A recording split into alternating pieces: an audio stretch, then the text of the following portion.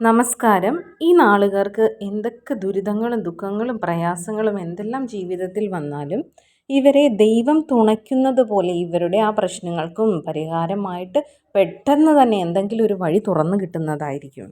ഉദാഹരണം പറയുകയാണെങ്കിൽ ഇപ്പോൾ ഈ നക്ഷത്രക്കാർക്ക് എന്തെങ്കിലും പണത്തിന് പെട്ടെന്നൊരു ബുദ്ധിമുട്ട് വരികയാണെങ്കിൽ ആരെങ്കിലും മുഖേന ഇവർക്ക് കയ്യിൽ പെട്ടെന്ന് തന്നെ പണം എത്തിച്ചേരുന്നതാണ്.